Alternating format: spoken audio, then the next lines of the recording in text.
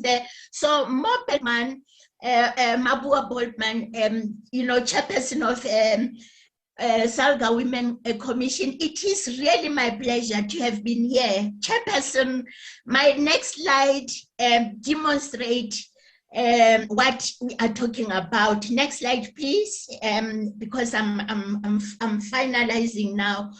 It is this slide that everyone should pay attention to, because those three are asking themselves to say, hey, Banna, what actually happened? What did our grandmothers do? What did our mothers do? What did our sisters do to leave us in this lurch as a country? But we are also happy that we can look and point to the sterling leadership of women of stature, such as Bomme, Councillor Flora Mabua Boltman, and fellow councillors, that they can point and say, wow, at least they tried, at least they pushed, at least there is something that we can read in the annals that they were there. And therefore, it is at this point that I would live to salute all of you and say, we thank you. South African Women in Dialogue, we are the ones we have been waiting for. Thank you very much, and thanks for attentive listening.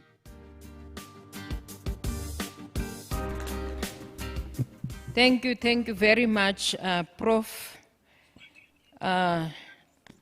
Mama, we are being told to we need to be a compassionate leaders, self-reliance, self-motivated, and self-confidence.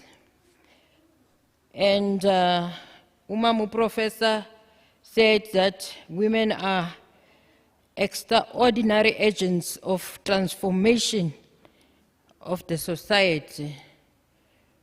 And it's true that if Umama in the house is nowhere to be found, then now the chickens will be scattered. The chickens will be lost along the line because Umama is nowhere to be found. So, Musadi utwara tipa kabohali babon. Then Umama uyaguquza noba imekithini. Umama uyaguquza. Thank you very much, Prof.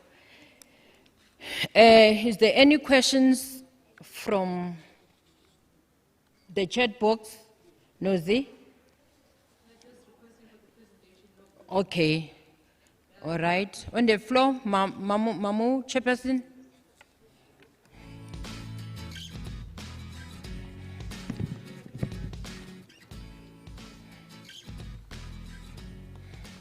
Thank you,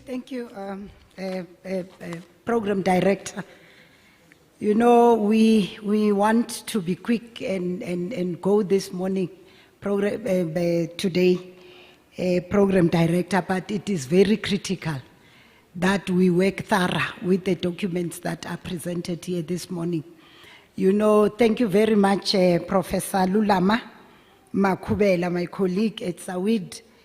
Yeah, we will work together. I want to appreciate the partnership that we have with SAWID, because the extensive knowledge that is in SAWID is the knowledge that we need to impart to women. I just want to congratulate women today. We've got a new name. We were doing things, we were working hard in the community, but this morning, it is pleasing to know that we are the extraordinary agents of transformation as women. Now, that calls for us to be critical in design thinking, to be compassionate, as you indicated, Program Director, in our leadership. We need not to forget that as we are doing that, we must be highly ethical. And I was just noting down as Professor was talking here, and thinking how many women who are heading their families, who are single women let me put it that way, who are not working. How do we assist them? And from here, with the proposals that she gave on the recommendations that he put, and we want to thank you very much, Prof, because that will assist us. It will make things easy. And I must this morning applaud the work of SALGA, that the initiative we took to collaborate with the Nelson Mandela School, the UCT, the Zinande Leadership Institute, to empower women, because we need to be empowered so that we can service our communities as extraordinary agents of transformation. Now, I will plead with all the women out there who were listening this morning. We were like the presentations we were giving from Wednesday, yesterday, and this morning.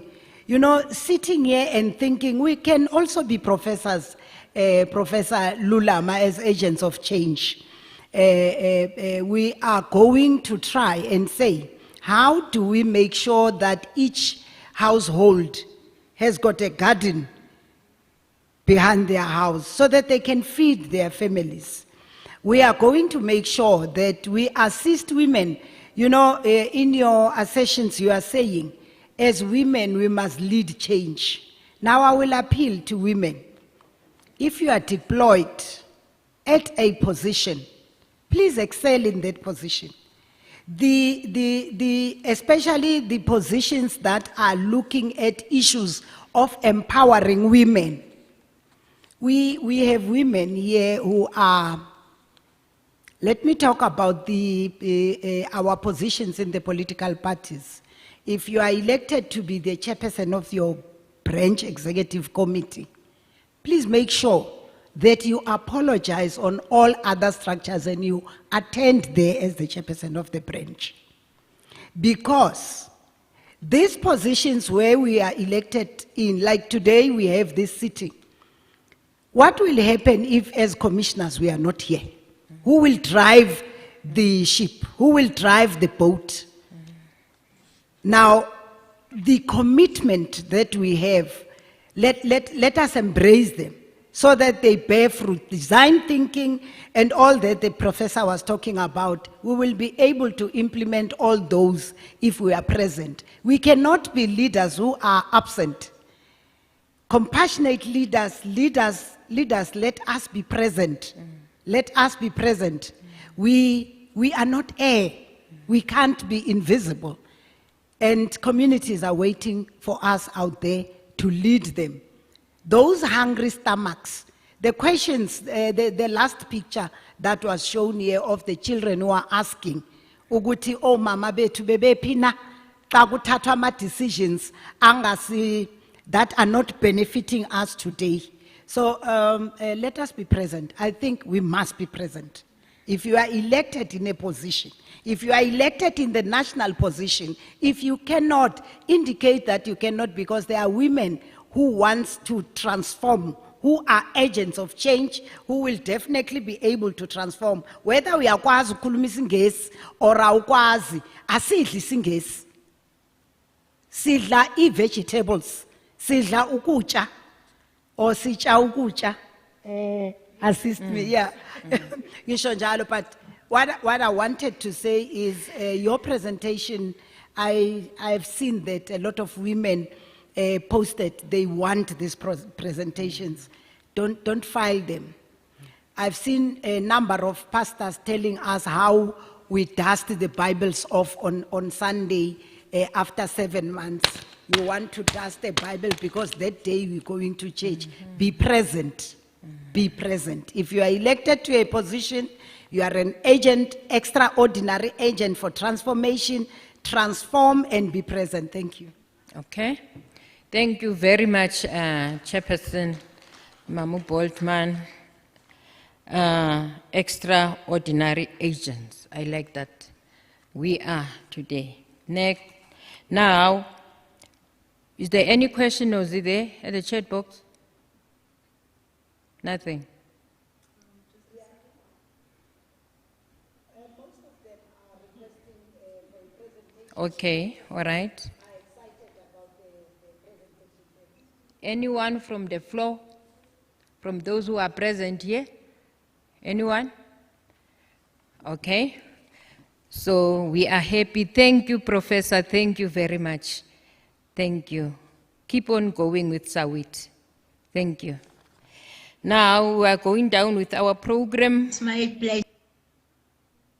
Okay? Banoteta? Nobody? Okay.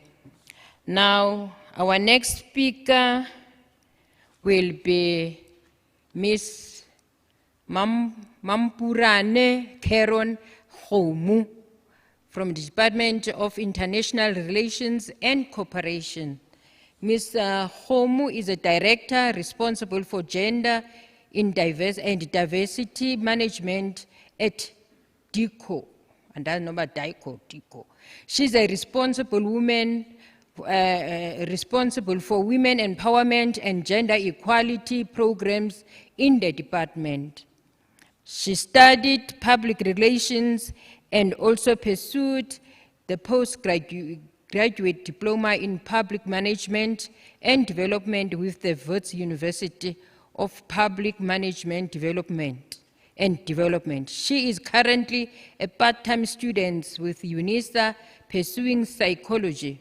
Ms. Homu is a former local government councillor. She represented the African National Congress in the city of Johannesburg during the period of 2002 to 2007. She worked extensively with civil society organizations driving social justice for women's gender equality and women empowerment.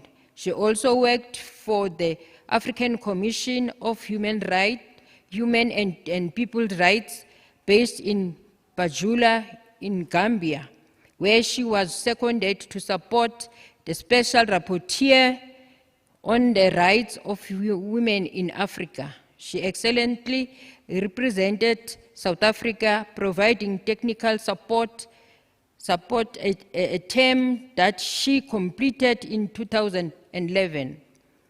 This is where her enhanced journey into the women, peace and security begins. She is the head of the secretariat that coordinated the drafting of South African National Action Plan on Women, Peace and Security, the NAP as we call it. She is coordinator of the Gertrude Shopper Women Mediators Network.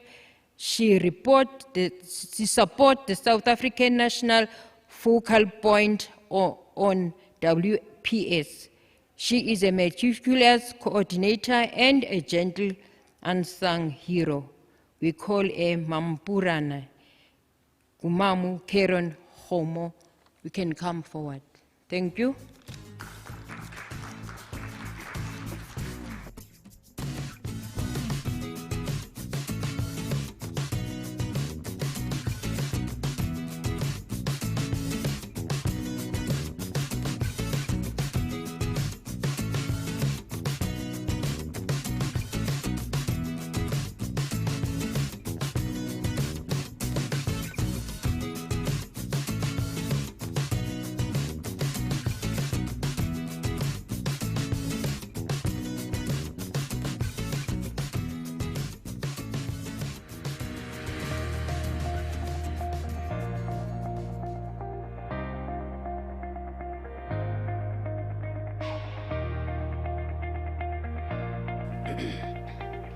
Thank you very much for that introduction.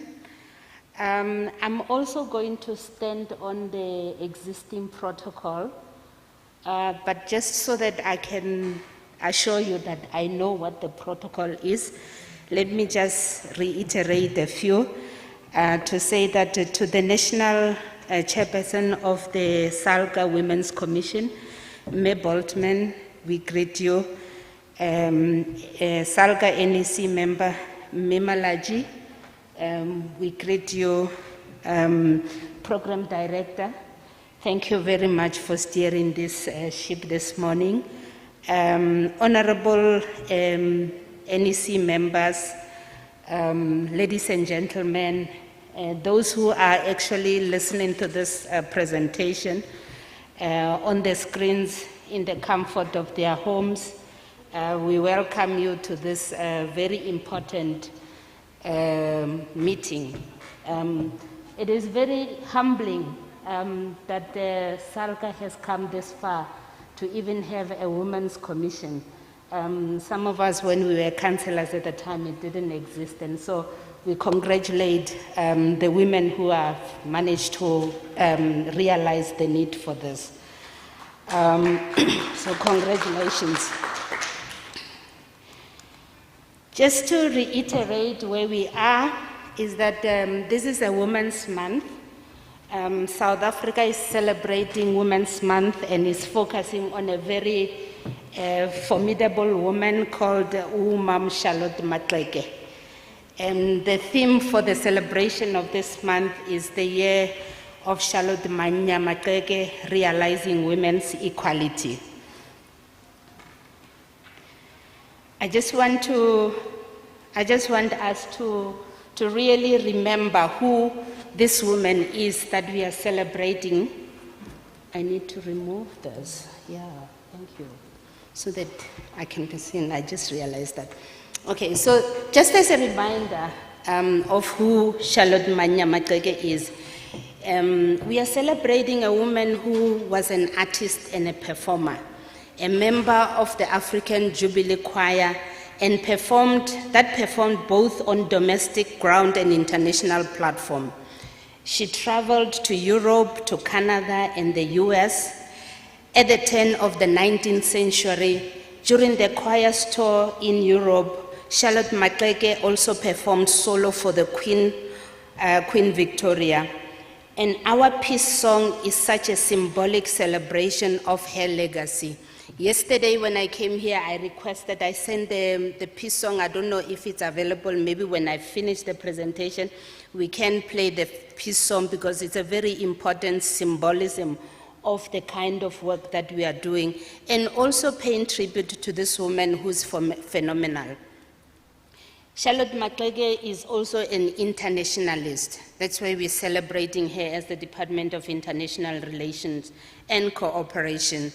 An early champion of people-to-people mechanisms through what we identify today as cultural diplomacy. She imported our culture from South Africa to the nations.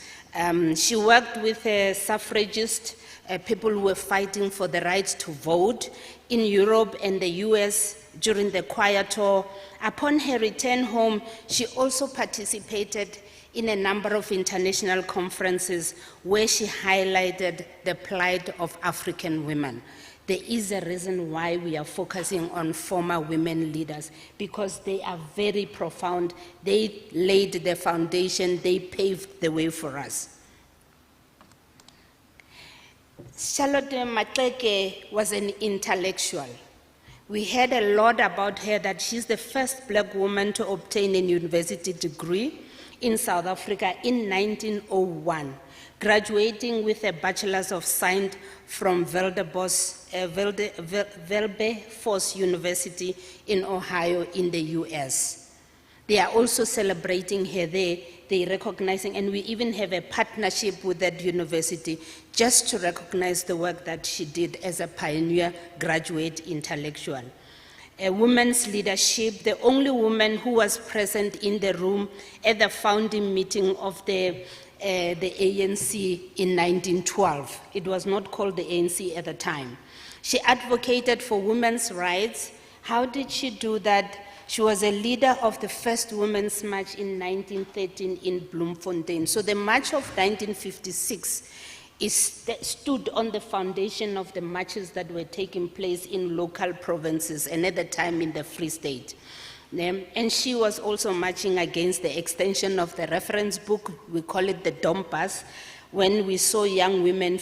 And then the years later, this culture of demonstration by women was also taken, that baton was picked up by women who were also protesting under the Fees Must Fall movement, We have a total shutdown movement, and we also the hashtag #MeToo movement.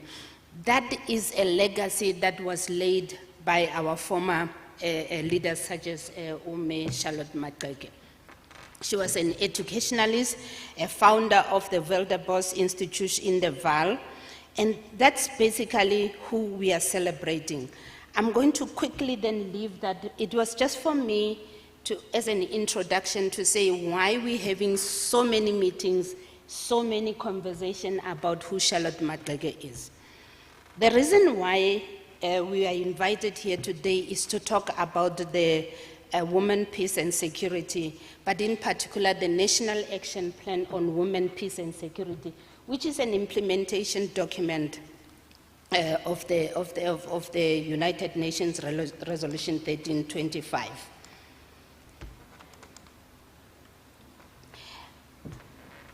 In the year 2000, in October, United Nations passed a resolution, and that resolution was called Resolution 1325. This resolution was reaffirming the important role of women in prevention and resolution of conflict, peace negotiations, peace building, peacekeeping, humanitarian responses in post-conflict reconstruction. This resolution called for the development of national action plans as a vehicle for its implementation. Subsequent to the Resolution 1325, there were many other resolutions that were passed, and those other resolutions were giving effect, giving explanation, giving relevance and dominance of the Resolution 1325 and supporting it so that it strengthened in its implementation. The latest being the 2093 United Nations Security Council resolution, which was adopted in October 2019. This resolution was sponsored by South Africa during when we were heading the United Nations Security Council. This resolution was urging member states to recommit themselves to the WPS agenda. We needed to remind that we need to implement the WPS agenda, and that United Nations Security Council need to continue urging member states and receiving report in terms of how far are we faring, how far are we doing. That they must develop national action plans, which is a more critical part of localizing commitments under the United Nations Resolution 1325 into concrete action. Now, why would we want to have a national action plan on women, peace and security when it talks about women and it talks about peace and it talks about security? And in South Africa, a lot of people will say, but we are not at war. But the main important thing is that if we are not at war, would you consciously, confidently say that we are at peace? Are we at peace in this country? With the recent developments that have just taken place and the continuous warnings that there might be service delivery protests, there might be a disturbance of services, there might be disruptions in our communities. We know for a fact that we are not at peace. So peace is not the absence of conflict, but the ability to handle conflict through peaceful means. So we do need a national action plan because we need to have that ability. Peace and stability and security are essential preconditions for development. If we do not have peace, development will actually suffer. Maintenance of peace and stability remains a key enabler in ensuring that South Africa and the continent as a whole are on a path of positive growth and development. Gender equality, on the other hand, is a key enabler for sustainable of peace. So we need to make sure that when we talk about peace, when we talk about development, that the issue of gender equality is infused in everything that we are saying. So global instability has become a new normal as a result of political and economic uncertainties, combined with the climate change and the fourth industrial revolution. We also have worldwide that there might also this issue of the rise of extremism, The terrorism remained a threat to international peace and security, and South Africa and the continent are not immune for this threat. So we need to make sure that we are ready. We need to make sure that we have plans ready to respond. This is seen in the increase in terrorism organizations such as the so-called the Islamic State, Al-Qaeda in the Middle East, Al-Shabaab, Boko Haram. We heard about them, the kidnapping of young schoolgirls, and all those kind of problems that they are causing. In the continent, some countries have been ravaged by conflict, resulting in destabilization, displacement, and infrastructural destruction, all of which have gender-specific consequences. So we do need to respond to them in a manner that is coordinated. The impact of conflict on African women has been severe. According to UNECA, in 2015, for example, it was estimated that 70% of Burundi refugees were women and children. When you displace women, when you displace children, what are you going to build as a society? Now, South Africa has committed itself in the maintenance of regional, so there's something that we are doing in South Africa, and we are doing it in the region, we are doing it internationally. So this is what we have committed ourselves to doing. We have committed ourselves to maintenance of regional and international peace and security through its participation in multilateral forums tasked with the responsibility by the UN, the AU, and SADC. In December 2018, South Africa had deployed about 157 women, including a commander in the DRC, as part of the Force Intervention Brigade, 14 in Darfur and 8 in South Sudan. The reason why we had to make sure that our women actually get deployed, get exposed, they intervene in those resolving of peace. In terms of the absolute members of women deployed, the country does reasonably well. So we're doing well. We get a recognition in other countries that South Africa is actually doing its best to ensure that when it deploys peacekeepers, that they are women, and not only women as token, but women who are actually taking a leading role. You know, and we're always consisting of close to 14 to 20%. Women participating there. South Africa has joined a number of global and continental initiatives aimed at strengthening the work around women, peace and security. I've named a number of them there, and one of the one that I'll single out is that we have the global network of focal points on women, peace and security. And in this global network, Ms. Charlotte Lobe, and it is at this point that I said I will use this opportunity to communicate what Ms. Charlotte Lobe said. Ms. Charlotte Lobe was supposed to be the one who's giving this presentation. She is the national focal point on women, peace and security, representing South Africa in the global focal point network of women, peace and security. She is also the acting chief operation officer in the Department of International Relations and Cooperation, a very active, committed woman to empowering women, and particularly young women. She's a leader who does not hoard power. She's a leader who's always behind her people and making sure that she can actually empower them to come and speak. And I'm able to represent here today because of the amount of work that she has put in making sure that I understand the work that she does, and then I'm able to speak about the work that we support her to do. So in her absentia, with that apology, and she couldn't be here today because as I speak right now here, she's also making a presentation in a very important forum where she's been delegated by the principal to participate.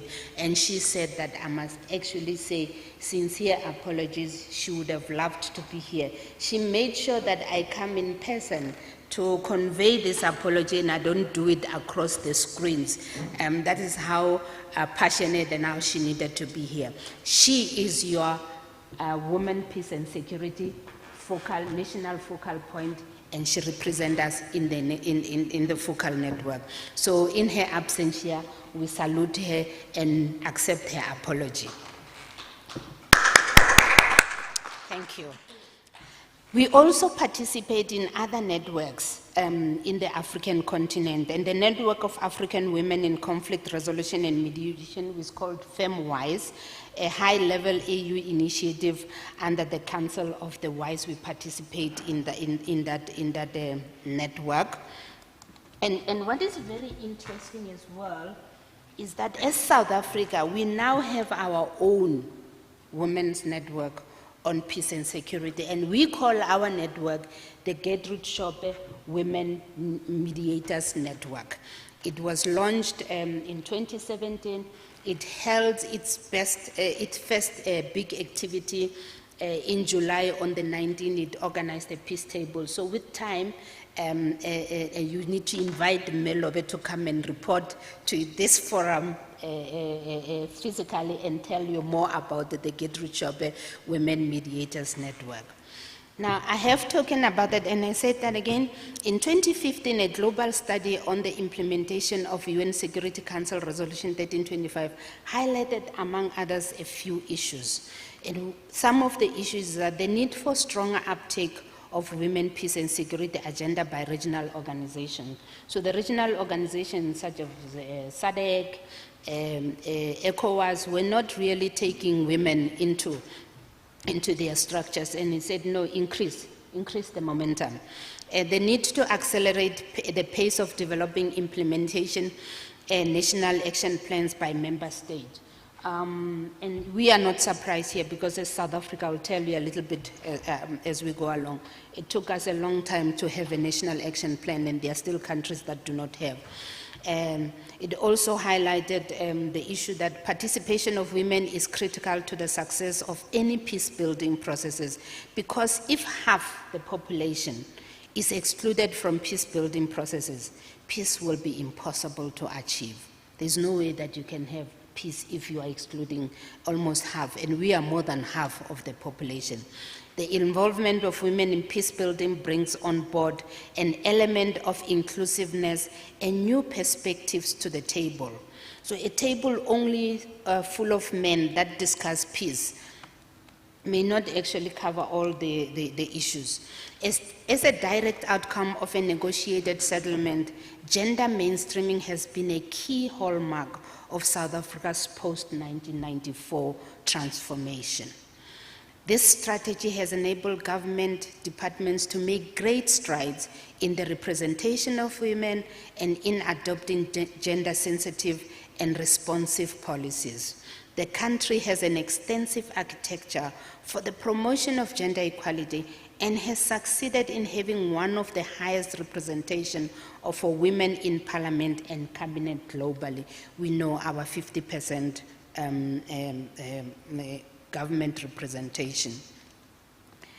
I just wanted to share with you that these are the women who were involved in the development of the National Action Plan on Women, Peace and Security.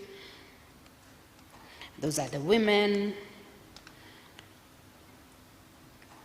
Now, for us to arrive at having this document, and I'm gonna apologize. This is going to be the chairperson's copy. It's the only copy that I have for now, but we are going to make many copies available to all the delegates through the national office. So South Africa initiated a process of developing a national action plan in 2009. Meetings were held from 2009, and then in 2015, the Department of Defense took over and led that process. The process really got underway in 2017 when civil society formed a steering committee and held provincial dialogues. We know for a fact, and I think I'm speaking as a previous councillor, that a lot of the work that we do, we are really supported by civil society. If it was not civil society that provides the knowledge, how, in terms of the grassroots dynamics that are taking place, the expertise in terms of conducting research, government will always be slow and will be falling behind, but that partnership of civil society and government ensure that something tangible begin to take place And then the process started to get underway. Then we formed a national task team in 2017, and this national task team was chaired by the Department of International Relations, the Department of Defense, and the Department of Women, Youth, and Persons with Disabilities. And a steering committee was then established. And I was given the responsibility of ensuring that we have the secretariat that steers this process, and I was the chair or the coordinator of the secretariat.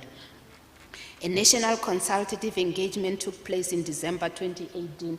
So this document that you have here has been extensively and to an extent consulted at local level. And the NEP was drafted in June 2019 and consulted on and validated in August, and it was the 3rd of August 2019 when we validated the NEP. And in August 2020, the Cabinet then approved this document, and on the 31st of March, we launched the document. Yeah.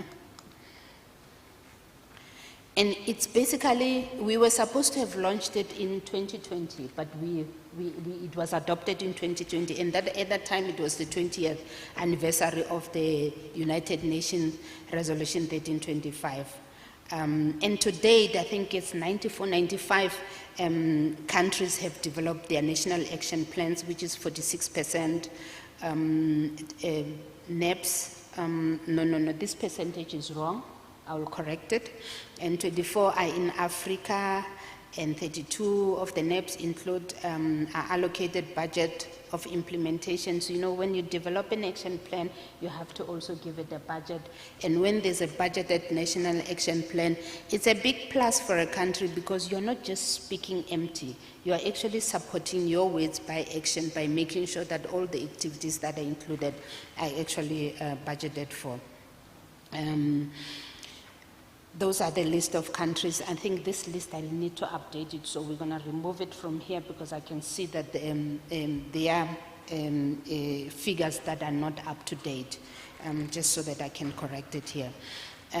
South Africa's National Action Plan actually was based on consultation, but we also had to think and make a number of assumptions. And that assumption was that we need to acknowledge that the multidimensional sources of insecurity, but primarily focus on peace and security. So we have to acknowledge that. That NEPs deal with internal and external issues and not a cut and paste exercise out of the box. So we had to do that, premised on the assumption that one cannot create women, peace and security in a societal vacuum. It has to be accompanied by large transformative processes. So there has to be a lot of transformation that take place for us to ensure that this national action plan is going to give us the peace that we want. And that leads to behavioral changes and peace and security for the society at large. Now, just like we have dedicated this month and this year as the year where we are celebrating Charlotte Maxeke, we also looked at the women that have actually assisted this process of the development of the NEP. So our National Action Plan actually pays tribute to two very important women, and I'm happy that you just heard the work that South African Women in Dialogue Sawit is doing. And they have been very active in the participation in this process. And therefore, our National Action Plan is been dedicated to Ms. Zanele Mbeki, who has worked on women, peace and security for decades, bringing us together in forums such as Sawit and African Women in Dialogue. We also lost one of our coordinator of the civil society from the Foundation for Human Rights, a very soft-spoken woman who was hardworking. She really left us while we were busy developing this National Action Plan. and we were sitting in a meeting where we were planning the validation, when we were phoning and trying to find out, Lucretia, where are you? And we had to be told that unfortunately she had succumbed. She's no more. And so this document is dedicated to her as well.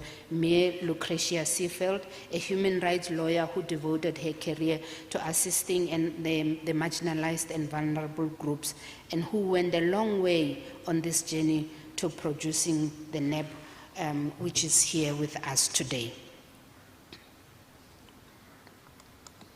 Now, I'm going to talk about what this document is. You see here at the top, it's called the Draft Implementation Framework on Women, Peace and Security, and we call it the South African National Action Plan. And I just want to share with you a little strategy and a tactic that we had to adopt. When we were developing this document, a lot of people were saying, but there's too many national action plans. You know, there's national action plan on the economy, on the development, there's national action plan, there's just so many of them, a plethora of them.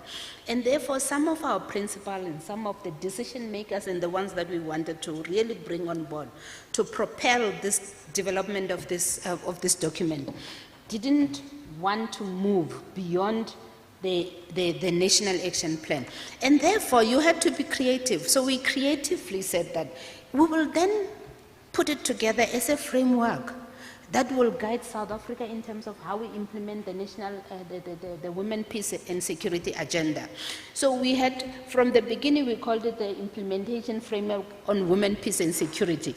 No, implementation framework on the implementation of the Women, Peace and Security agenda in South Africa. That was like a very long terminology. But when you hear that long word, and then you hear the National Action Plan is one and the same thing, it was just for us to say that sometimes you have to be like water.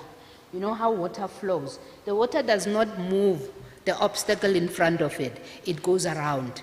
So we had to actually just go around and make sure that we move. And the debris that come will obviously make that obstacle to move and catch up with us as we go along. So we adopted that strategy.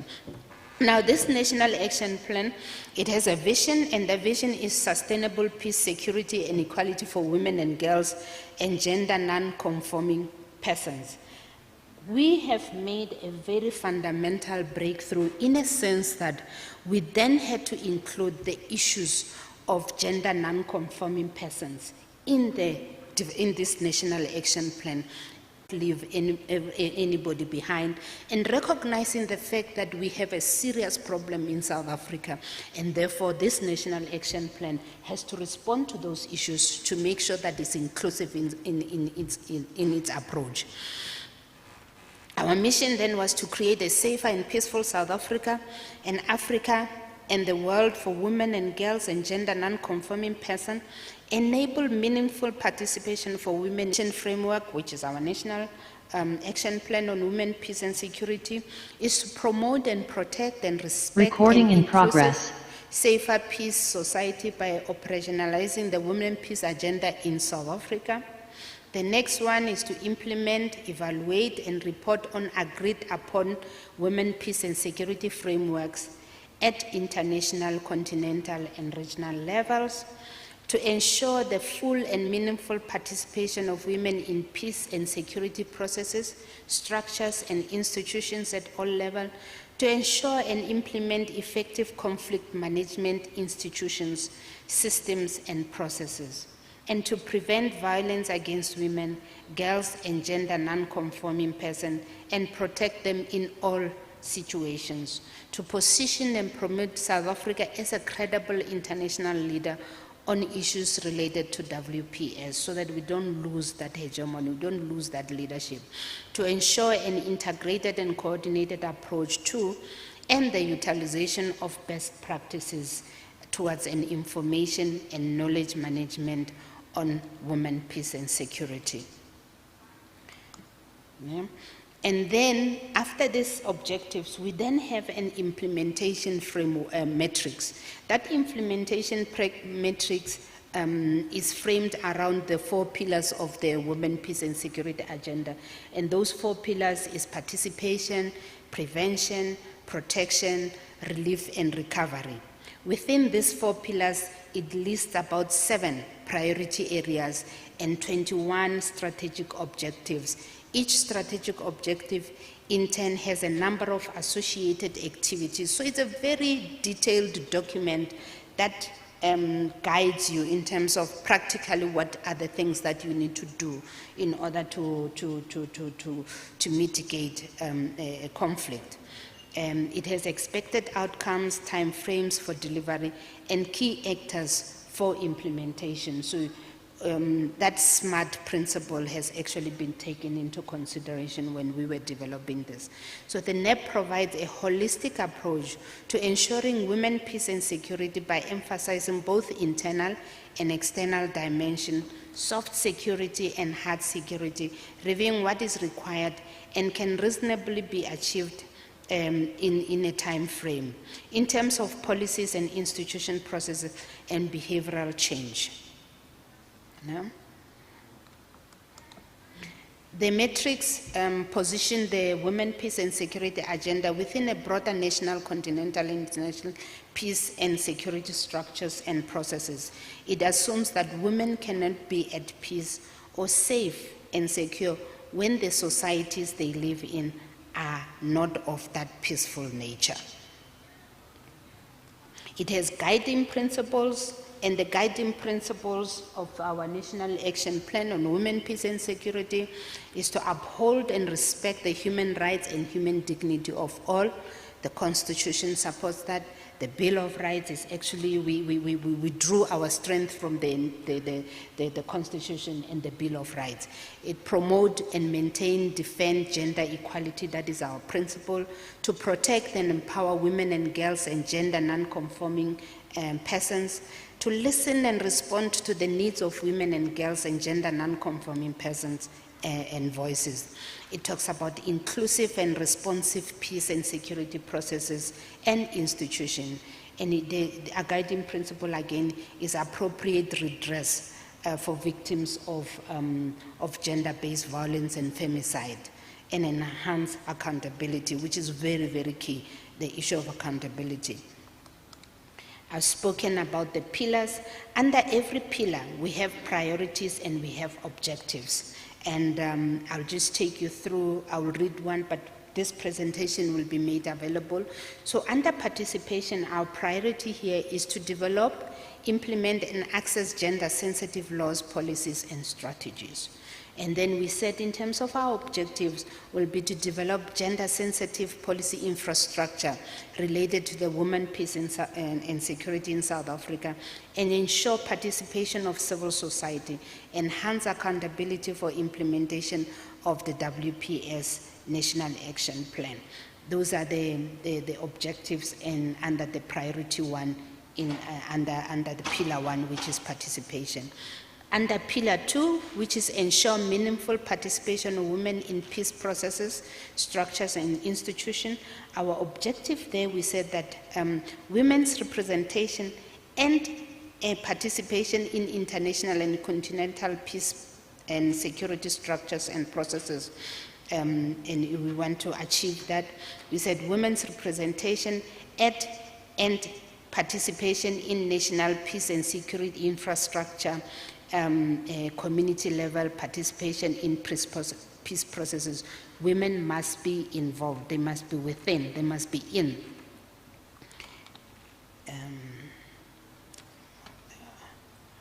Thank you. Priority 1.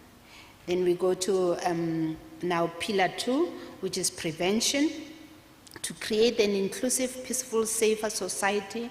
And our objective there is build a comprehensive peace-building architecture and cultivate a culture of peace. And priority 2, under prevention and measures for safer societies, was that institute preventative measures for building a safe society for women and girls and gender non-conforming persons. Training at foreign services and security sector institutions should be gender representative Gender sensitive and include the relevant women, peace and security aims and objectives. So it cannot be far off from what we have as frameworks that we are trying to implement. It must institute conflict prevention measures that are gender representative and gender responsive in conflict situations. In terms of priority 3, we're talking about empowering women and comprehending their needs. You know, there's no need to say you are organizing a women empowerment initiative when you don't have a sense of what their needs are. And therefore, we're saying that you need to do that, but you need to comprehend what their needs are. Women's ability to exercise choice and live in dignity, understanding South Africa and the countries it engages with in terms of peace and security profile. And then under pillar 3, which is protection, we have a priority, and that priority says that we need to enhance the protection of women and girls and gender non-conforming persons from all forms of abuse, violence, and discrimination. Remember, I told you that earlier, I just shared that our National Action Plan is actually one of the, it is one of the most inclusive National Action Plan on the continent and even in the globe. The mere fact that it includes issues of sexuality. Ensure implementation of WPS, NEP, and other gender instruments, and provide basic protective measures for vulnerable groups.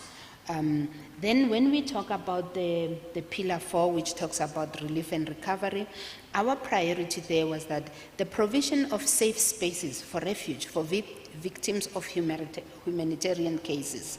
And our objectives there is to ensure the availability of sufficient relief centers for victims of natural and humanitarian disasters. We have a lot of people who get internally displaced because of the conflict or the service delivery uprisings that are taking place. When we have informal settlement where the shacks are being burned by fire, it is also a situation that we say, let there be a response to deal with those issues because they are aligned to socioeconomic disproportionate availability of those resources. And we're talking about to provide psychosocial support and medical services. So this National Action Plan is really broad in a sense that it was able to look into a whole area of needs and areas that needs us to respond in order to realize peace. To implement a comprehensive post-conflict and reconstruction development model and strategy in post-conflict countries, and the provision of food supplies for victims of natural and humanitarian crisis.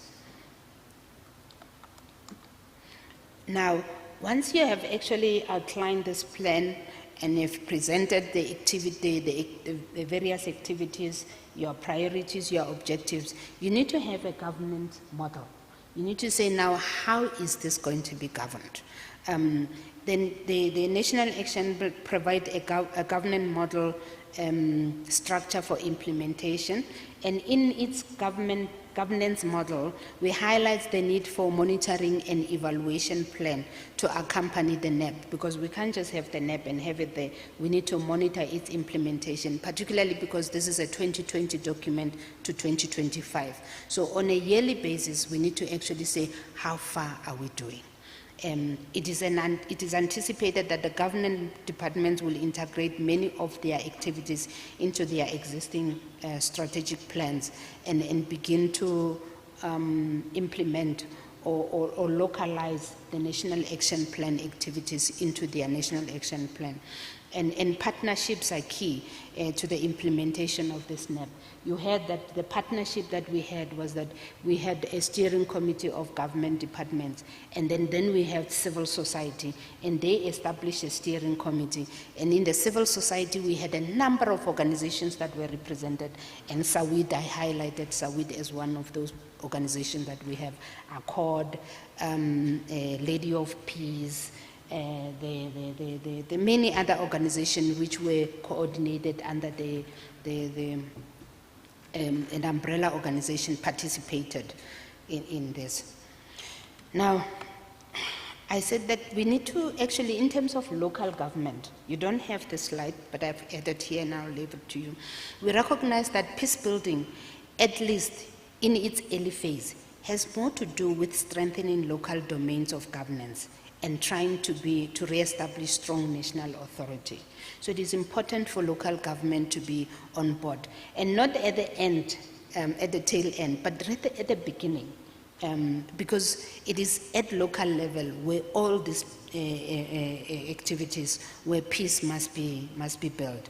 And local government, because you're managing service delivery services at local level and can contribute to sustainable peace in several ways, where there is no service delivery, where services are not equitably delivered, there will be conflict. Local governance structures is to give people a voice, both by representing their constituencies and giving them opportunity to participate at local level, and by relaying their interests and needs to higher level actors. You know, local government nature political will for sustainable peace. You know, the politics at the local level are nurtured there.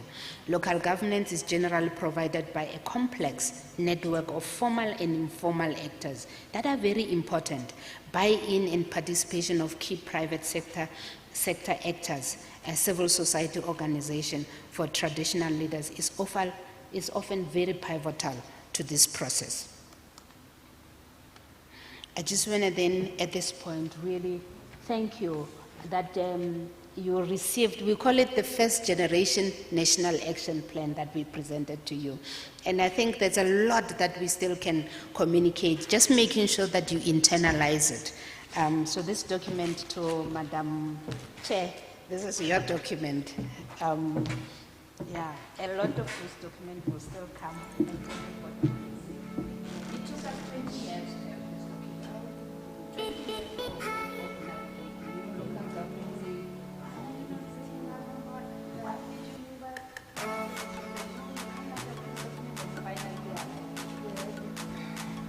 There is a link, you have it online, this document, but a lot of the copies we will definitely make them available. I thank you.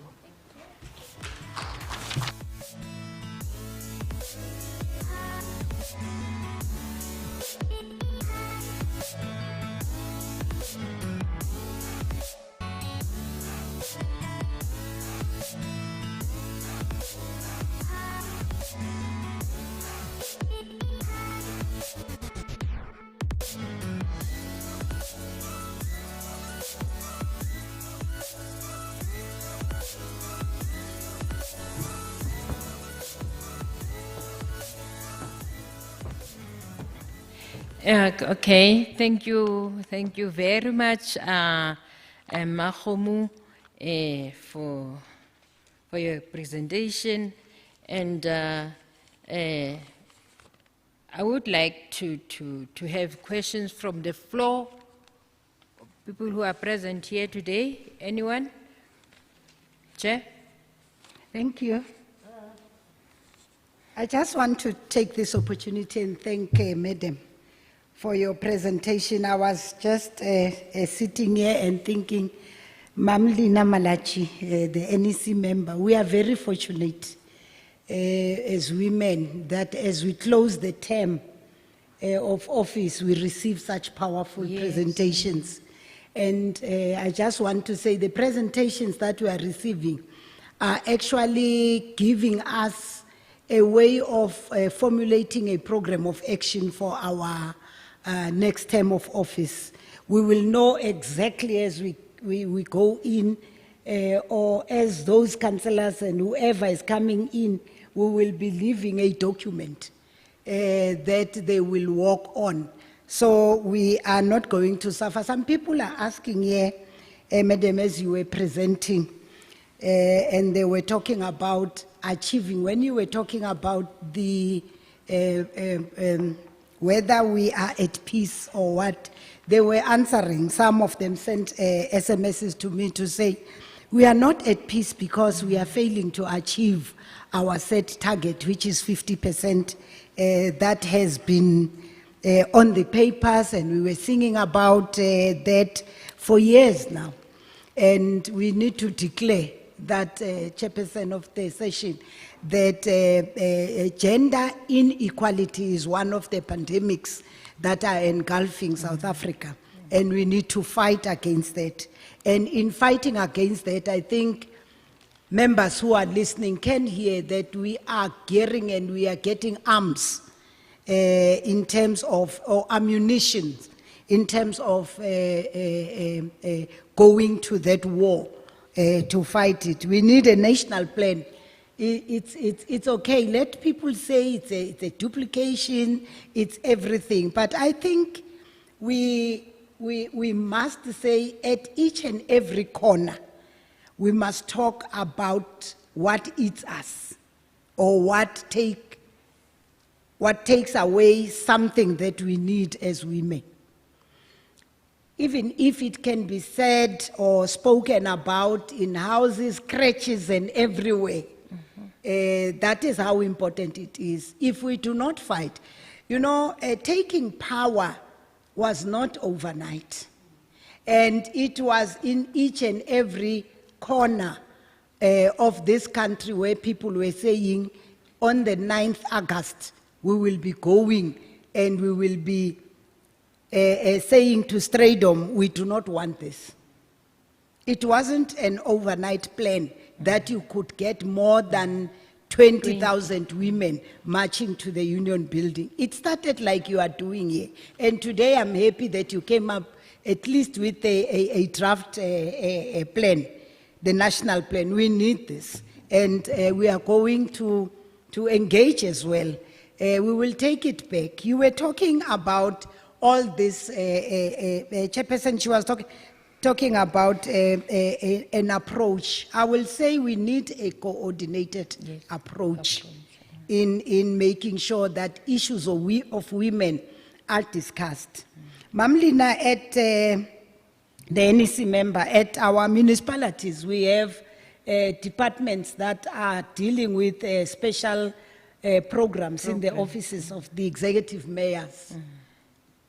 We must put a KPA or KPI in that program, so that when we discuss issues of women, we are not only visible in the month of August or on Women's Month, but we need to put this document to be discussed at that level, so that we get women. We know that we deal with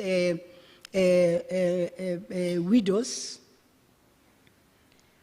widowers, and child-headed families. We deal with orphans and all that. But we are seen when we are hosting an event and standing and stand there and say things, and after we leave the podium, we don't do anything. We must call, apologies, Cynthia. We must call them and say, "Ufila bjang now that you are alone, your husband is gone. What is it that we can do as women that will be legislated tomorrow, so that you benefit and feel that there are women who are standing on your behalf?" So those are issues that Kobo Maspaling Barona at these departments. Those are the programs that we must put in place. And we now have this framework here, that we nearly a pandemic on us. And we have seen, as you were presenting, I thought you will make an approach that you will just browse through. But I think you went deep into this.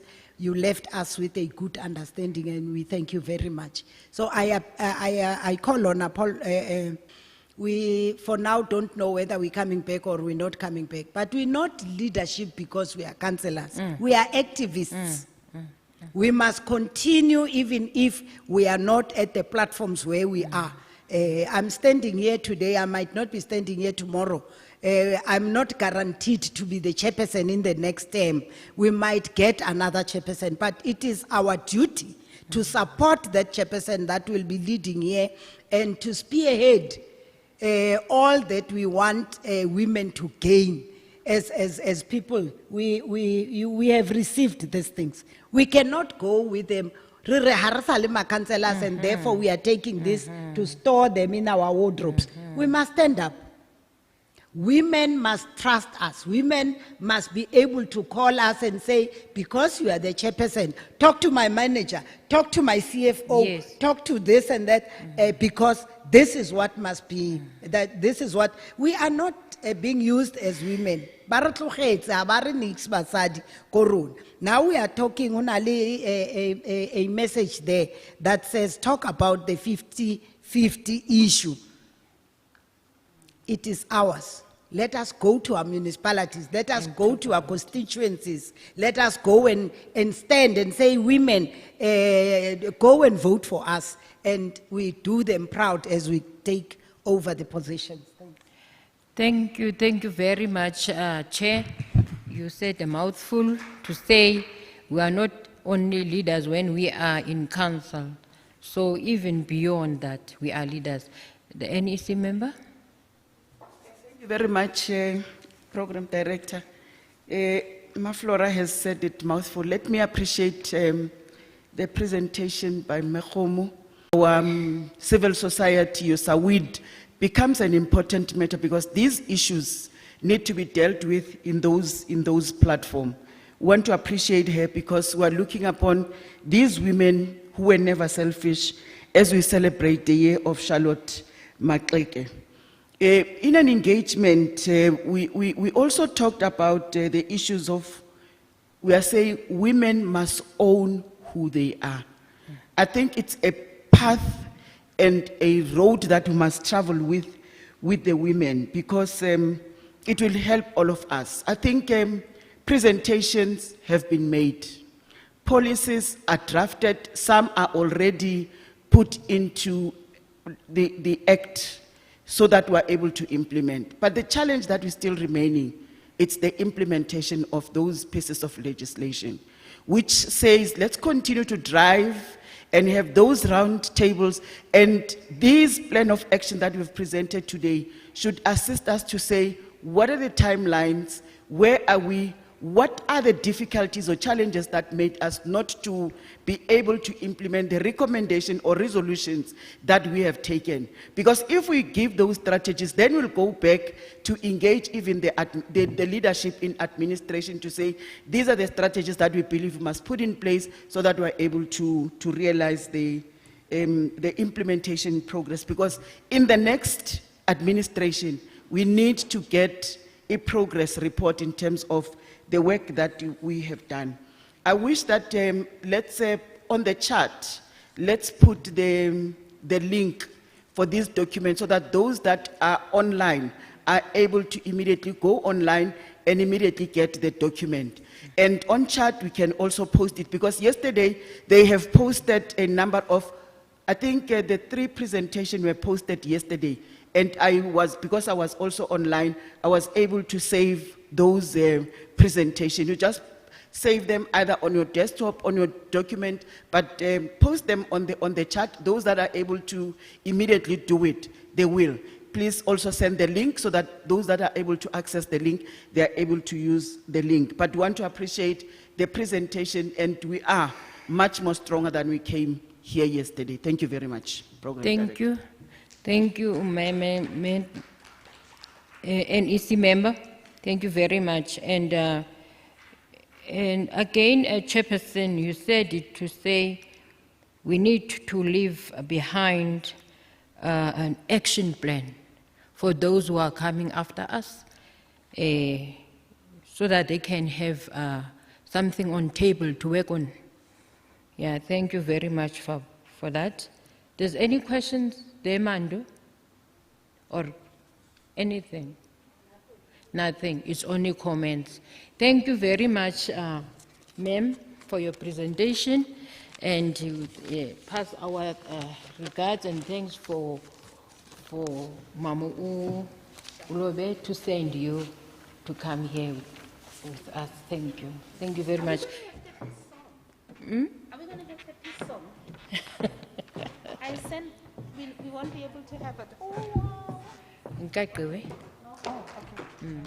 Okay, now, colleagues, now what is going to happen? We are going on tea. The tea break will be 30 minutes and 50 minutes. Okay. All right. Okay. 15 minutes. Okay. We also give time to those who are going to check out to go and check out so that we can minimize the cost. Thank you very much. What time is it now, Mandu? 11:45. We are coming back at 12 o'clock. Thank you so much.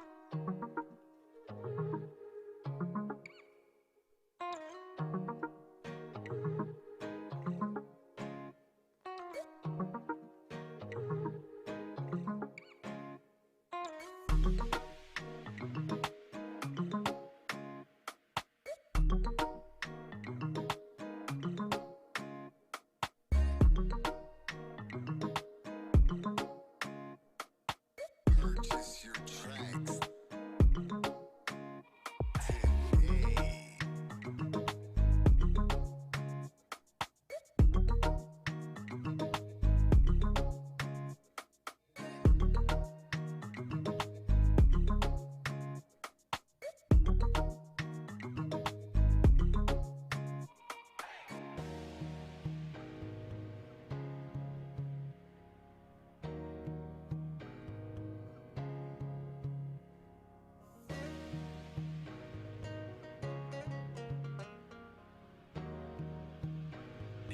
Danny on the track, boys.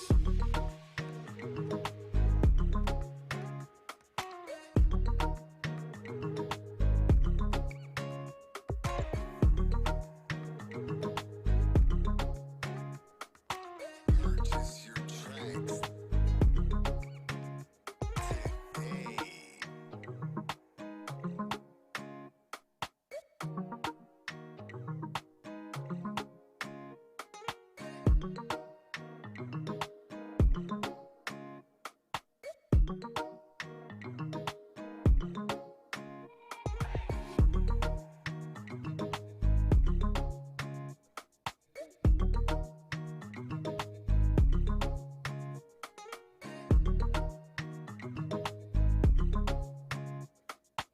Purchase your tracks today.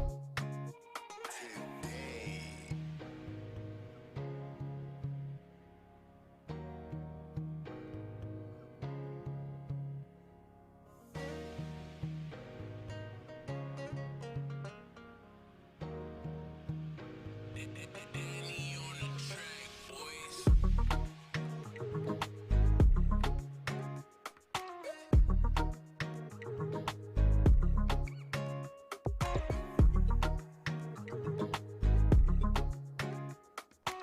Purchase your tracks today.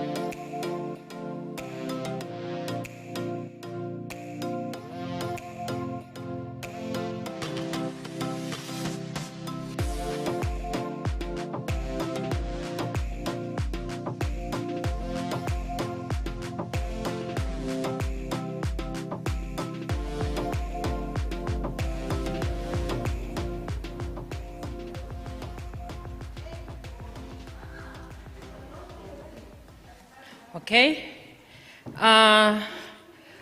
It's still good morning, ne? Yes. Malibongwe. Gamala makoskazi. Ya, wathinta umfazi, wathinta imbokodo. Siyangena makhosikazi. Siyangena kwakhona. Singena singxamile. Sileqwa ngushozoloza train. Now, last session now of our program. I will call upon now Unozi Makanda, the portfolio head of Health Services and Inclusive of SALGA, on priorities issues emerging for local government action and intervention. Over to you, Nozi.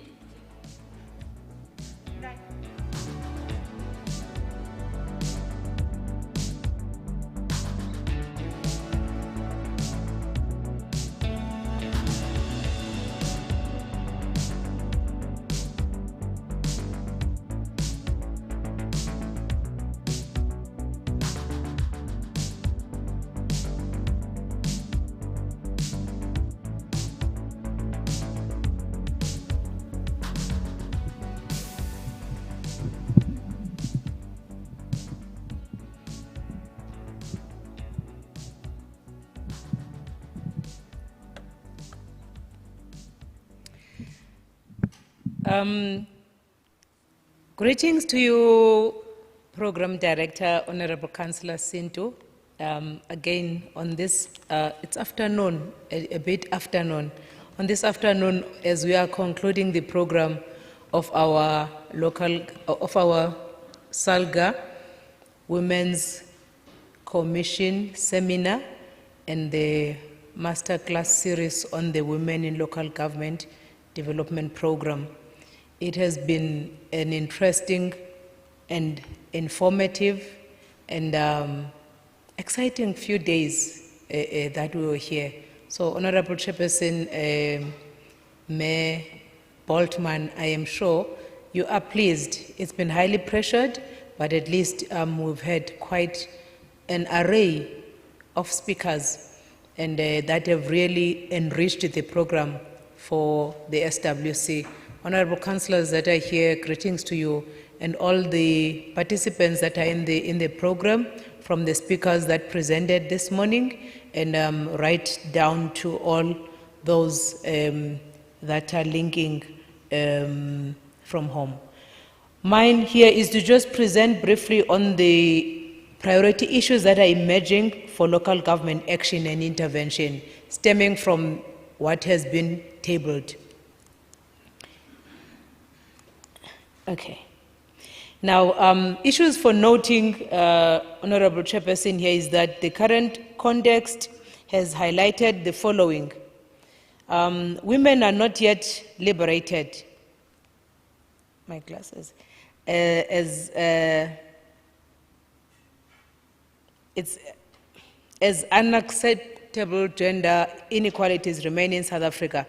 There's been an alarming increase in gender-based violence and deepening of the inequalities experienced by women and girls as a result of COVID-19, including poverty, lack of services, and definitely lack of empowerment programs adequate to build up women. The current context has thus contributed to the struggles that women experience. And our speakers have reflected a great deal on this. Poverty, inequality, and unemployment are largely gendered in the South African context. And examples to give are that 50% of females are poor, and 74% of female-headed households in rural areas are poor. Women, despite being the majority in rural South Africa, own only 30% of farms and agricultural land, while men generally across racial lines own 71%. Women spend 70% of their income on the family, as opposed to men who spend 30% of their income on families. We're struggling to achieve 50-50% representation. Despite our achievements, there's still a gap in women leadership in local government. We're still at 41%, and we've been campaigning for 50%, and given the intensity of our campaigns, we should already be at 60% by now. But in terms of the current statistics in the representation as reflected by our speakers, and especially those that brought us the statistics like your IEC and the research that we've done as SALGA from our local municipalities, we have noted that in the past elections there's a 3% increase in women representation, and from the 38% in 2011. And again, 41% in 2016 is where women are. 55% of the voters that are registered currently for the coming elections are women, and therefore in the majority of those that will be casting vote is women. Currently, the 49% of the PR councillors that have been advanced are female, and 31% of ward councillors are female. And overall, then, that is the picture. On gender mainstreaming and empowerment, we are noting that there is a lack of gender disaggregated data, which hinders effective translation of gender commitments into budgetary allocations. There is lack of detailed departmental gender-specific performance indicators. The departmental performance indicators do not provide the data of women and girls who benefit from the programs and the commitments, including through initiatives such as gender-based budgeting. Again, on the legislative, policy and institutional framework, we're noting that this is negatively affected by the fact that gender equality and women's empowerment are often an afterthought or relegated to sector-specific outcomes rather than an integrated component across all departments, including those of the municipalities as well as the sector departments. And so what becomes important on this one is what needs to be done going forward to ensure that gender mainstreaming is part of every department, whether it's corporate services, engineering, supply chain, or local economic development, and even community services. The gender machinery, that is the SWC programs, have not been entrenched in municipalities through the multi-party women caucuses, and because many such are not functional and are not institutionalized. The development of the Green Paper on marriages is currently underway with the objective of ensuring that all women are protected in all types of marriages, that children are protected from abuse, and to ensure that marriages are legislated within a framework that is non-racial, non-sexist, and non-discriminatory. The legal framework that will regulate the monogamous marriages, as we have been told today, will include all marriages irrespective of race, religion, culture, sex, gender, and nationality. And the process of considering polygamous marriages, customary marriages, and polyandry are underway, and we're calling on women to comment. There is a questionnaire that is being circulated by the Department of Home Affairs for individual women and groups of women to respond to. On the National Action Plan on Women, Peace and Security, we have noted that this is an important plan for ensuring the sustainable peace, security, and equality for women, girls, and gender non-conforming persons. The mission of the National Action Plan is to create a safer and peaceful South Africa and the world for women and girls, gender non-conforming persons, to enable meaningful participation in the peace processes and prioritizing their needs, experiences, and agency in all conflict and non-conflict context. DECO is to be a standing partner of the SWC. SAWID has conducted a study on the impact of COVID-19 on women, and the study has looked at how poverty is addressed, whether the basket of social protection measures has reached the vulnerable groups and indigent communities, and whether the national policy framework has enabled an effective response to COVID regarding food security, and what is needed to make sure that South Africa's food security policy framework is resilient, and that the current service delivery systems determine their driving factors and future potential. We are further noting, then these are the emerging interventions and areas for action for us in the local government sector, in particular on women. that women in local government need an aggressive approach to popularizing the Women's Charter and its 10 themes as it captures our views as women in South Africa.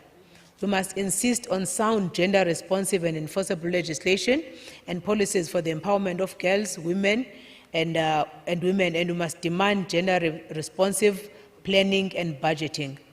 We must provide women with financial resources so that they will become role players and leaders in communities. We must develop mentoring and collaboration partnership strategies to guide women leaders. We must intensify consequence management and promote ethical leadership. We must promote, lobby, and support equal opportunities for women by providing support to women in establishing and sustaining enterprises to reduce unemployment amongst women. We need to empower women in a sustainable manner, and this should include former councillors who may not be coming back in the next terms. And this should also talk to what economic opportunities they could access and where they would be supported. We must also promote access to capacity building and development of skills and training for councillors and officials in local government through the Women Leadership Government Development Program. And indeed, we are saying that that program must be sustained. We must push for the inclusion of gender as an indicator for performance measurement in all municipal sectoral plans, IDPs, and budgets, and adopting of gender scorecard. And this is not only talking to, when we're saying sector plans, we're also talking about the sector departments that then get to input in the IDP. On gender mainstreaming, we're saying this must be prioritized, and we must focus on 5 critical entry points for gender mainstreaming, being the budget, policies, programs and projects, and people and enabling mechanisms. We need to establish our own baseline and then identify our own objectives and plans. On gender commitments, we're saying this should be translated into fiscal commitments at the local government level, because the budget is one of the essential tools to achieve gender equality and gender equity. Statistics South Africa and the Commission for Gender Equality generate reports with gender disaggregated data, which could be helpful to municipalities. It's a Friday, Chairperson, and English never loved us. But the departmental systems are not sufficiently mature to integrate the data, and this is one of the key areas that we must really, working with our partners, try to really look into in the coming 5 years. We must develop and institutionalize mentorship programs to address the gaps in gender representation in local government and the socio-economic barriers confronting women in leadership and those aspiring to leadership. As things stand, people are not really interested mostly, especially the professionals that we seek, whose capability we seek in the sphere, do not associate with themselves with serving in local government, especially in a political position. We need to make conditions conducive for them to want to come and serve. We must be mindful that the delivery of basic services is in itself a form of emancipation for women. For example, the provision of water is a means of liberating women and relieving them the lot of women. Women can experience violence when in search of these basic services. So when they have access in their homes, then they are safer. And that goes for electricity and other services that are there provided at the municipal space. We must adopt an inclusive approach. And in this, we must be able to look into the needs of women and children across all levels and diversity. We need to adopt a more inclusive approach to gender equality that includes the most vulnerable and the hard-to-reach populations, such as women and girls living with disabilities, and the members of the LGBTQI plus community, and women from the indigenous communities and rural settings. Women must unite, because it is as we stand in solidarity that we'll be able to strive to achieve our objectives of equality and ending of discrimination. We need to create a strong alliance from all women, regardless of religion, races, gender, geographical areas, and age. Thank you, Chairperson. Malibongwe.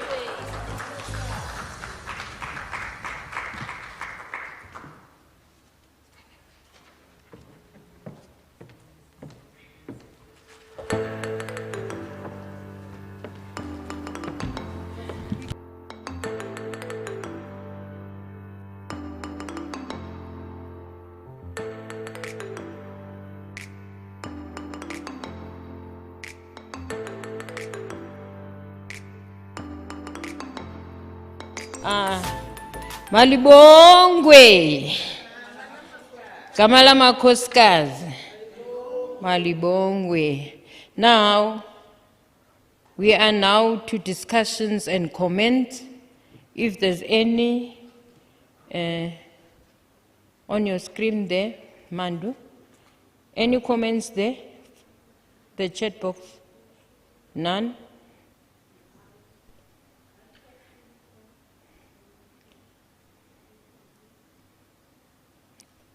Meanwhile, on the floor, no comments.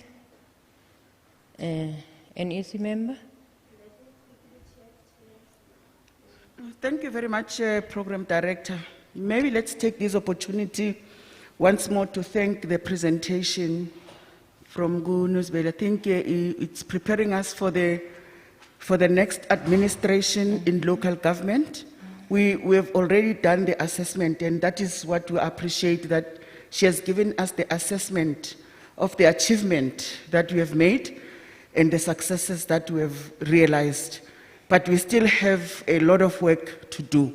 So we're building from the presentation, going forward to say, the challenges that we have experienced, what are we doing? What are the programs of action in order to also make sure that we capacitate all the women who will be coming into the next administration, so that we're able to also, as women, take them on board. I think I liked what the chairperson of the SWC, Mam Mabua, Flora Mabua Boltman, what she has said, that it doesn't necessarily mean that you are only a leader when you are up front, but we also lead from behind, and we will be leading in the respective structures, even if we're outside local government, because that is what, as women, we need to do. That collaboration of women, as well as the respective structures that are there, your civil society, your non-governmental organization, and NPOs that are available in the space where we operate.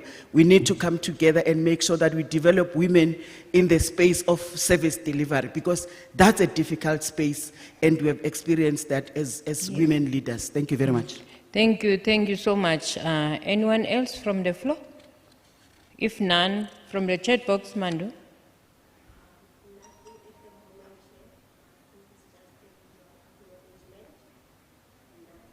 Okay, thank you.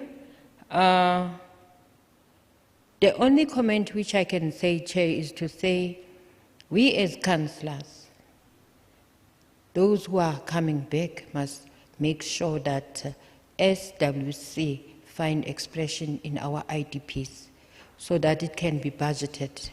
It's so pity that in some of our municipalities, I will speak about my province, the special program official is men.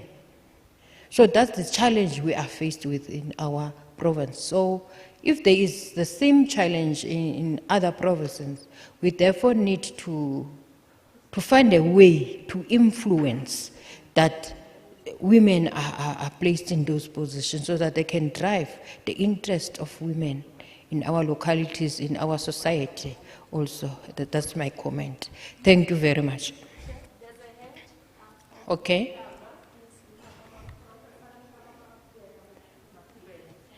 Okay. You can come in. Lulama. Ope. Thank you. Where is Thank you. Thank you.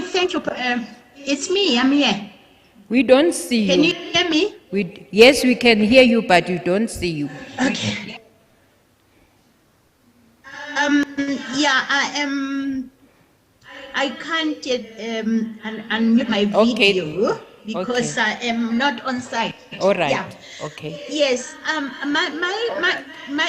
Thank you, program director. My question is, how do we ensure that this incredible work that is done by SWC, is disseminated in all possible platforms? Because the challenge that I see is that, the criticism that often is leveled at councillors or the work that is done, in our local government, it does not find its way into, for example, the social media, the relevant community newspapers, whatever means of disseminating the information. So that would be my humble plea, program director, that try find a way of popularizing this incredible work that SWC is doing. I thought I needed to raise that for your attention. Thank you. Thank you. Thank you very much. Anyone else? Andrew?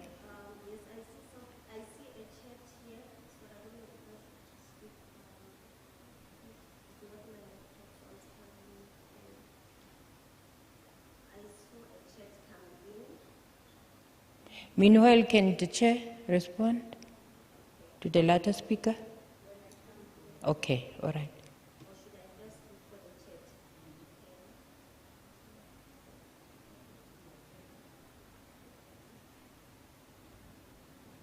That's all, Mui.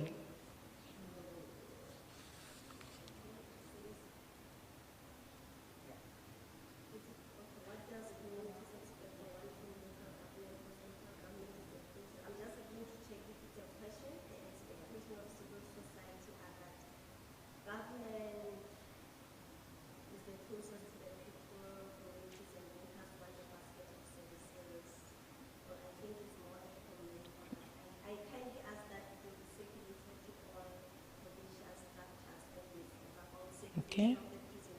Okay. Thank you so much. Now I've come to the end of my journey. Now I will hand over to the national chairperson to take the podium. Thank you very much.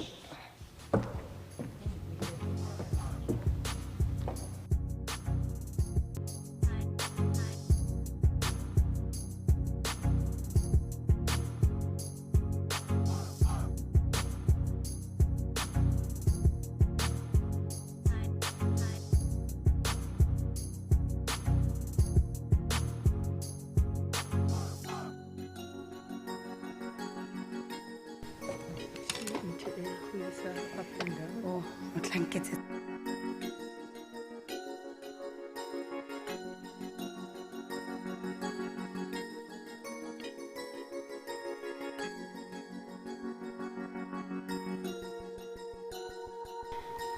Malibongwe.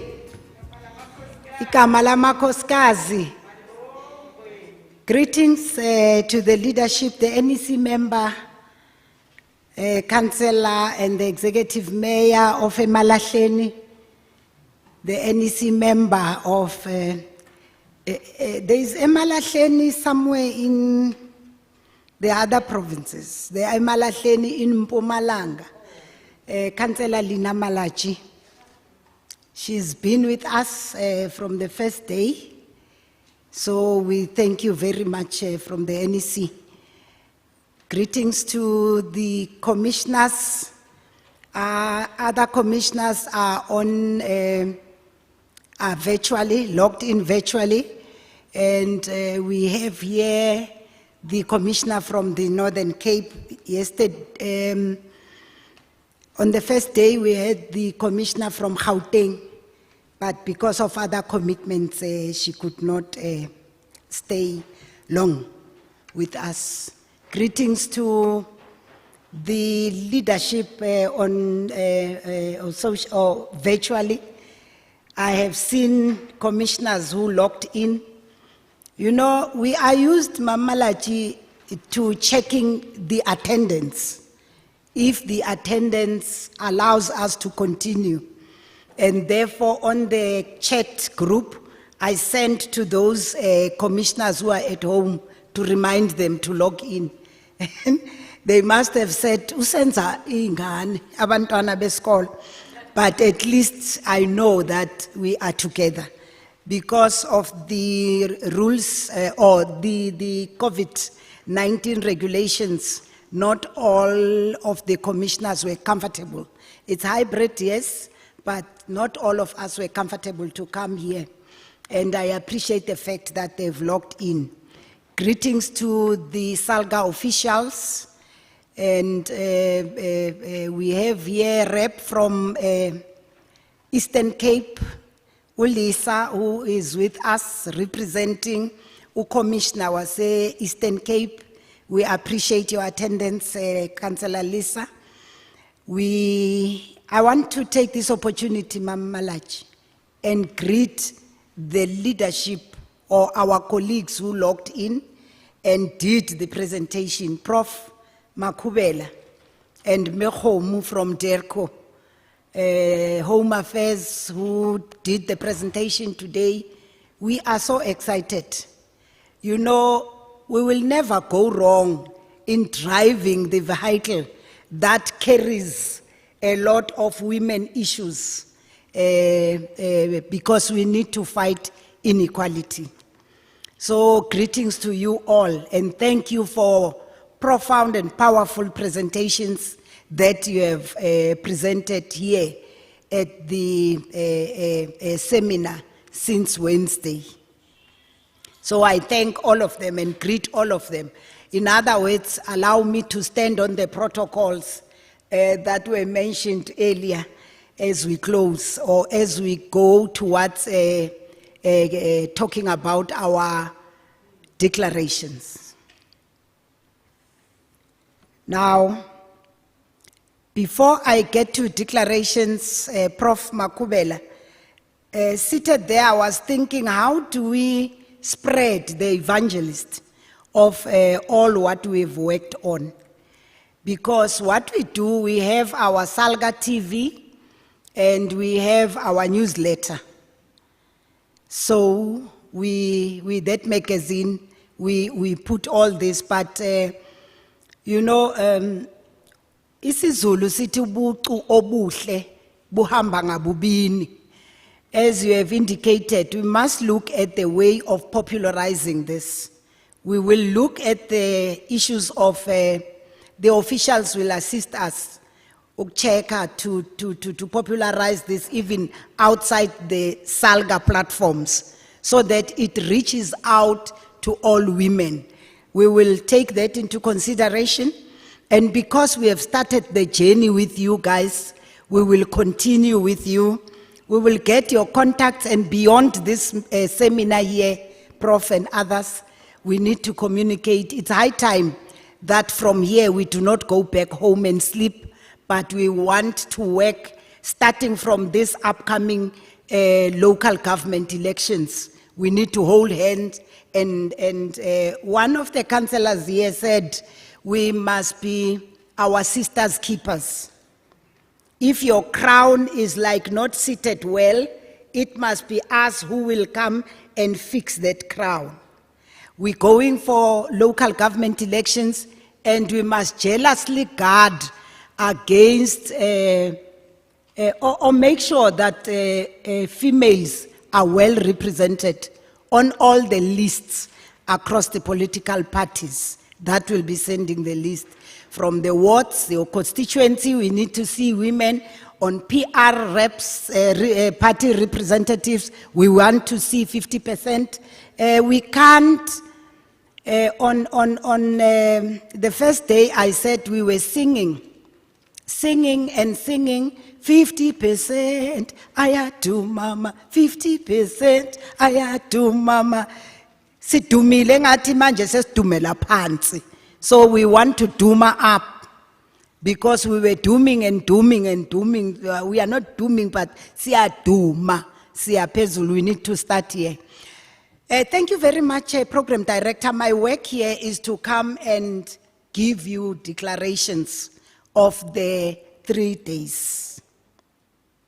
And I will shoot because I have to represent Salga Women's Commission in Parliament at the women's meeting that is sitting as we speak. So I will have to rush.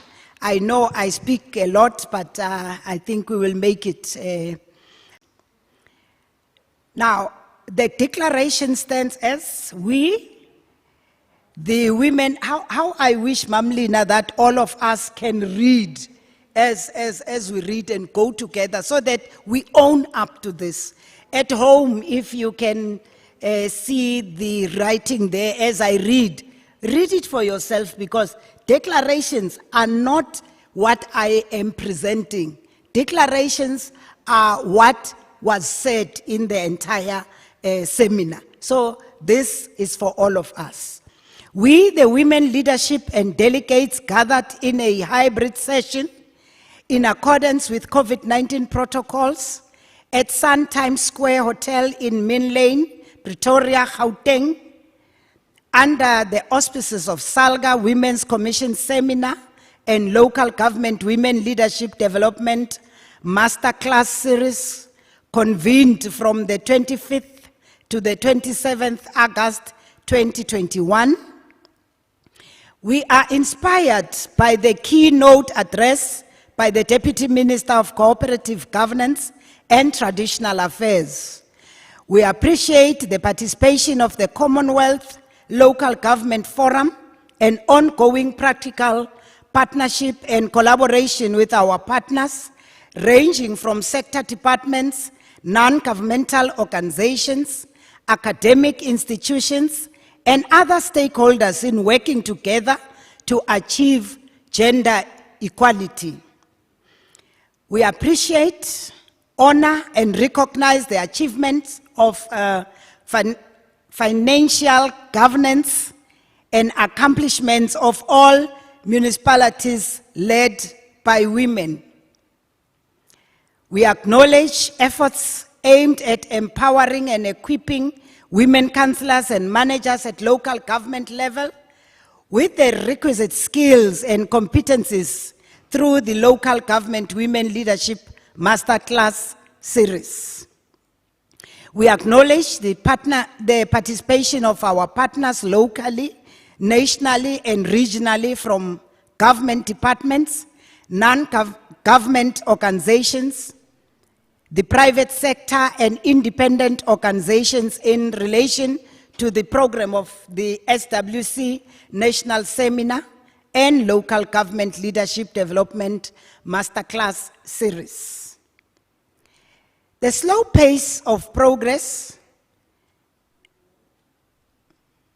stagnancy and regress on women's representation, participation of both political and administrative leadership positions, the limited reporting and reports that are not disaggregating data on how projects and programs respond to mainstreaming and gender and women into service delivery, that mainstreaming gender is not institutionalized and that there is lack of or non-implementation of policies and programs in municipalities. That IDPs or integrated development plans and service delivery and budget implementation plans, the SDBIPs, do not reflect gender responsive planning and budgeting.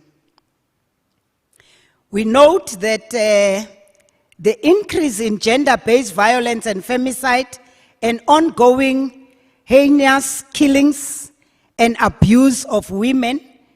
We note with concern the plight of the vulnerable and indigent, especially women in adversity, during the COVID-19 pandemic, many of whom were already struggling with sustaining their families. The legal framework that will regulate monogamous marriage or marriages will include all marriages irrespective of race, religion, culture, sex, gender, and nationality. We also note that National Action Plan on Peace and Security for South Africa, with guiding principles, pillars, and with objectives. Wait, let me start here.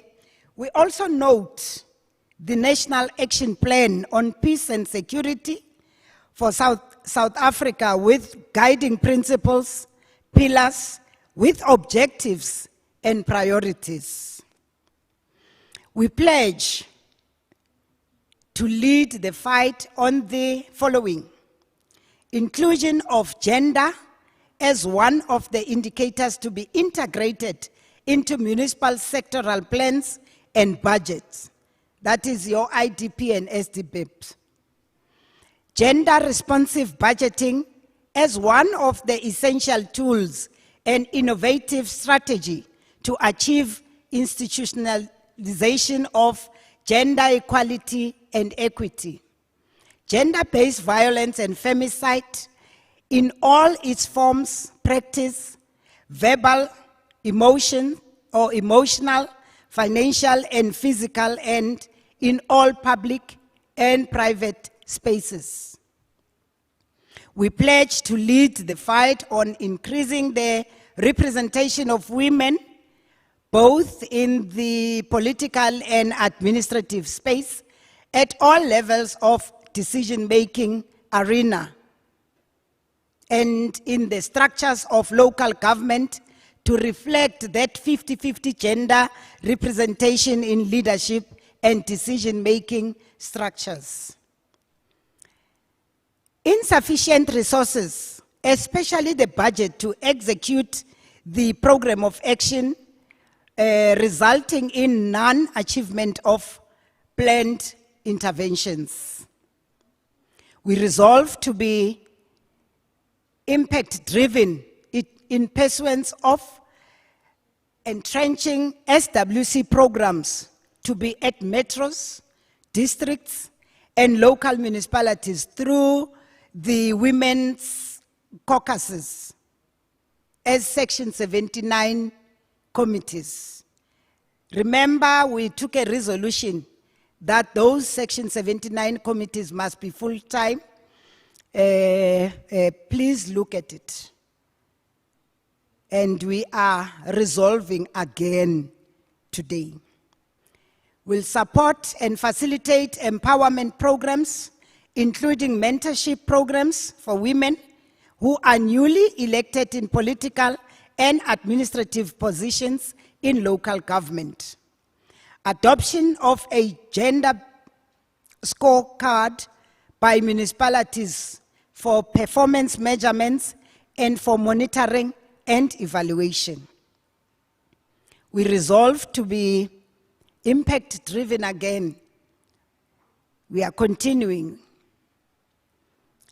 Institutionalization of gender-responsive budgeting, acknowledging, profiling, and promoting pockets of excellence on gender mainstreaming and women empowerment. We adopt this declaration of the 25th to the 27th August 2021 as members of SALGA Women's Commission and delegates.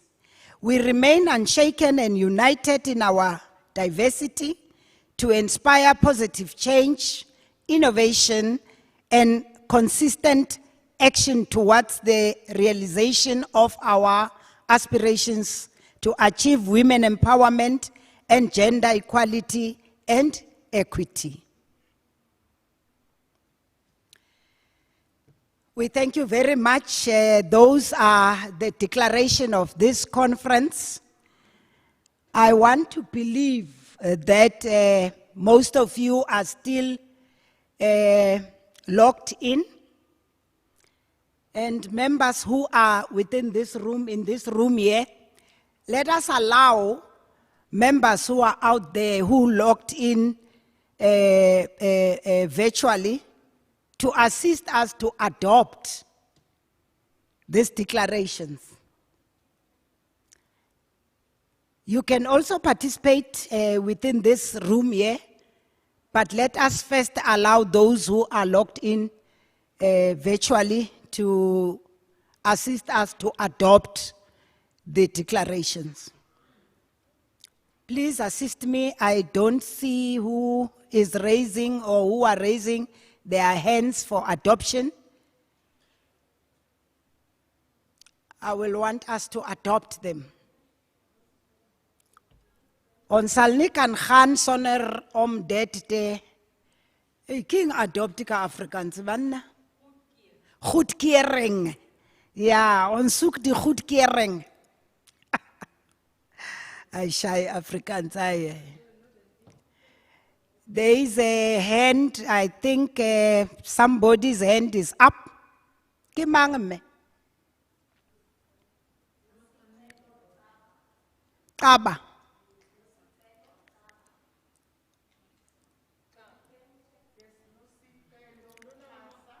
Okay, Nosicelo Casa. I think she's from the the Eastern Cape, eh? Yes, thank you very much. Do you want to speak? You can speak. Nosicelo Casa. Yes, Speak, my darling. thank you very much, Chairperson. Thank you very much, Chairperson. Let's adopt the declaration as outlined. Thank you very much. There is a proposal that we adopt the declarations as read or as outlined. Professor Malulek Kubela. Professor Lu. Yes, Chairperson, I just wanted to check, can a person such as myself outside the formalized SWC also endorse the declaration? We are pleased, my professor, that you are like seconding, and we love and like that. Can a councillor third you? Can a councillor also come in? Is there a hand of a councillor? Patricia Solomons, you can come in. Thank you, Prof. Thank you, Chair. Solomons?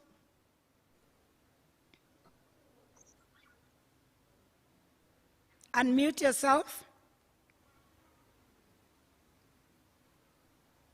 Good morning, all beautiful ladies of South Africa.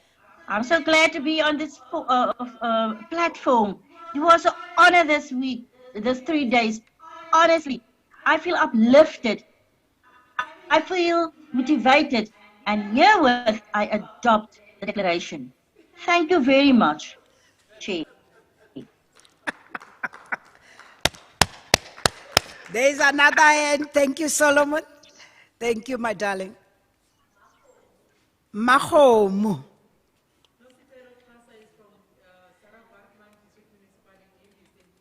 Yes. Mahomu, unmute yourself and speak, madam. Good morning, Chairperson. And I'd like to say all protocol observed. I'm Councillor Mahum Kuitman from Free State, Lejwelupujwa District, locally from Tokoloho. I'm seconding the motion that we must adopt the declaration, my chair. Thank you. Malibongwe. Igama lamakhosikazi. Awuba unmute so that we can applaud the adoption of the declarations. Thank you, women of South Africa, for adopting the declaration. I believe the host will unmute all of us so that we can applaud. This is great work. Have you unmuted? Please applaud yourselves. Malbongwe! Kamala Makoskazi! Eke! Eke! Thank you, beautiful lady. Siyabulela. Siyabulela enkosi. Nta mme. Igama lamakhosikazi. Baya Danki, thank you very much. Angazi noma akuvali mina mos. Hiya, donkey chairperson. Yeah, sesivalileke mamelan. Usalga uyanthanda. Okay. The Women's Commission loves you. Thank you very much. Take care. Remember to use your mask, your sfonyo, your whatever name, any nigga yona. We want to see you. When we started on Wednesday, we started with acknowledging those that departed, and it was not a happy moment to see that. We are not saying those who departed were careless, no, but let us try. We cannot lose one more life. One life is one life too much. May the souls of the departed rest in peace. May those who are ill, those who are in hospitals, those who are quarantining at home and at quarantine sites, may the hand of God Almighty be on them and heal them. As we close, I'm praying that God Almighty be with all of you. May you enjoy your weekend. May you be safe. For those who will be driving from this year, Mamalachi from the NEC, thank you very much. Babuleleko NEC, who we appreciate their support, because it is through their support that you are here this afternoon. I just want to take this opportunity and say, let us fight for women's rights.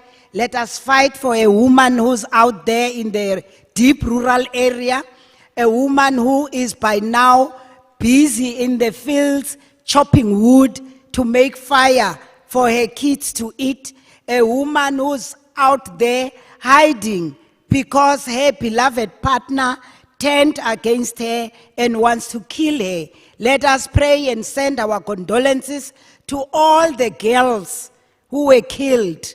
The last one, not the last one, because we heard of some on the news this morning, the university student, may her soul rest in peace. We send our condolences to all the families.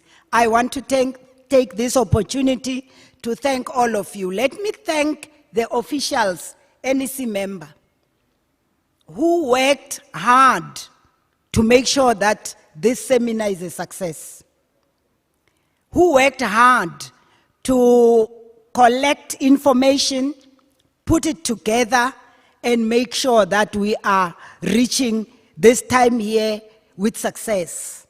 I want to take this opportunity and say, continue emandleni, from emandleni to emandleni. And let us email the documents to those who sent the email addresses, and let us plead and ask the provinces to assist them to get these documents, because I have seen that these documents or the presentations that were done here are working documents. So we will from time to time want to reflect and refer to those documents, or even go and check so that we can give this knowledge, impart it to others. I want to take this opportunity to thank all the chairpersons who drove this Ngola, Emavili, Emasondo Sondo. You took us to the destination very safe. Thank you very much. Thank you, thank you, thank you. Bye-bye, Nangisho. I love you.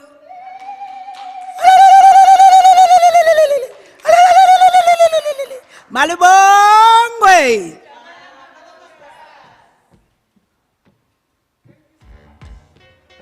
The seminar is adjourned.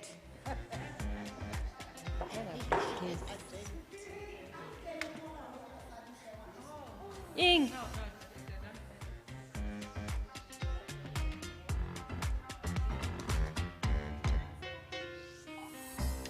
Thank you, leadership. It was great.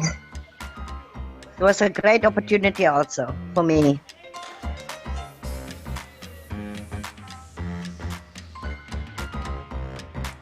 Bye-bye, all the beautiful people. Yomi! I hear you.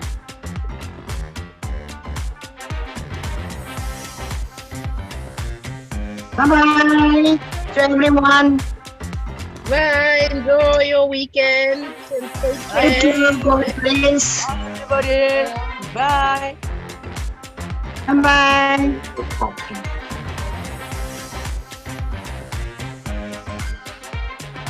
Bye, everybody. Bye, everyone.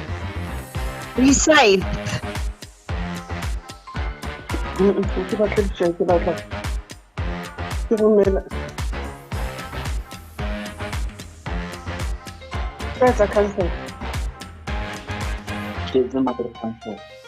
Ne ke batla ho bona mo ke romellang message teng moo.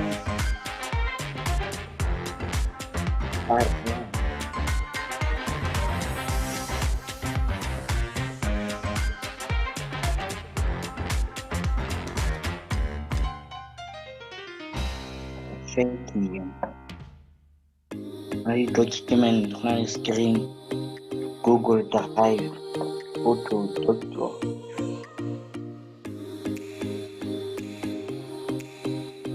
Bye. Love you.